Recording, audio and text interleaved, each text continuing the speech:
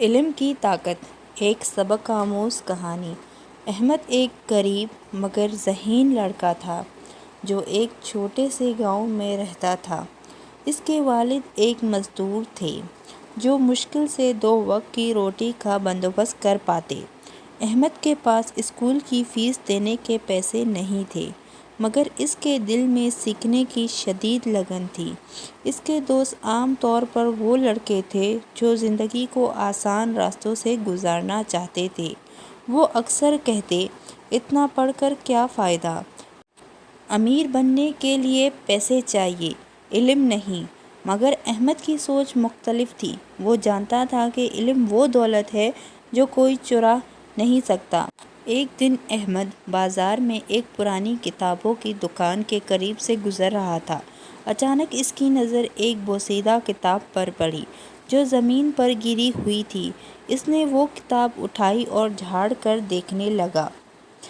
یہ کتاب مختلف دانشوروں اور سائنسدانوں اور کامیاب لوگوں کے اصولوں پر مبنی تھی۔ جیسے ہی احمد نے پڑھنا شروع کیا، اس کی سوچ میں تبدیلی آنے لگی۔ اس نے جانا کہ دنیا میں وہی لوگ کامیاب ہوتے ہیں جو مستقل سیکھنے کی خواہش رکھتے ہیں اور مشکلات سے گھبراتے نہیں ہیں۔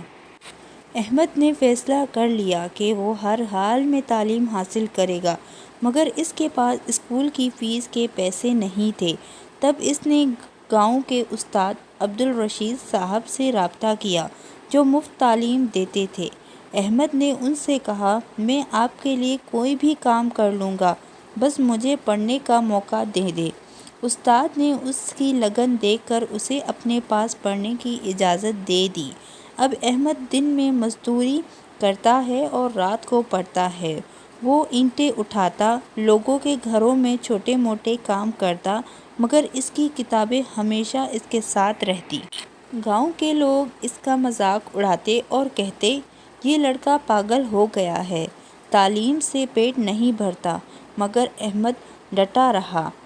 احمد کے دوستوں نے شارٹ کٹ اپنانے کی کوشش کی۔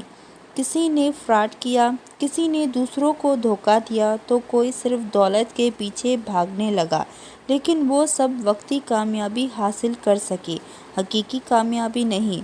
دوسری طرف احمد نے اپنی پڑھائی جاری رکھی اور دن رات محنت کر کے گاؤں کے سب سے بڑی تعلیمی امتحان میں ٹاپ کیا۔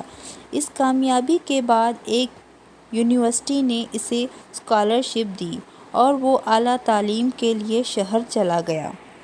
شہر میں آ کر احمد کو ایک نیا چیلنج درپیش تھا۔ وہاں کے لوگ جدید دور کے مطابق تعلیم حاصل کر رہے تھے اور احمد ایک چھوٹے گاؤں سے آیا ہوا لڑکا تھا۔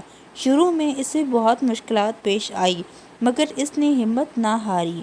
لائبریری میں زیادہ وقت گزارنے لگا، اپنے استاد سے سوال کرتا اور ہر موقع کو سیکھنے کے لیے استعمال کرتا۔ کچھ سالوں بعد احمد نے اپنی محنت سے ایک ایسی سائنسی منصوبہ تیار کیا جو گاؤں کے لیے فائدہ مند تھا۔ اس نے ایک نیا واٹر فلٹریشن سسٹم ڈیزائن کیا جو کم خرچ میں پانی صاف کر سکتا تھا۔ اس منصوبے کو ایک بین الاقوامی مقابلے میں منتخب کر لیا گیا اور احمد کو دنیا کے سامنے پیش ہونے کا موقع ملا۔ احمد کی کامیابی دیکھ کر اس کے وہی پرانے دوست جو دولت کے پیچھے بھاگ رہے تھے، اب اس کے پاس آئے۔ ان میں سے کچھ ناکام ہو چکے تھے، کچھ کو دھوکہ ملا تھا اور کچھ نے سب کچھ کھو دیا تھا۔ انہوں نے احمد سے کہا، ہم نے ہمیشہ تمہارا مذاق اڑایا ہے، مگر آج ہمیں احساس ہوا کہ تم صحیح تھے۔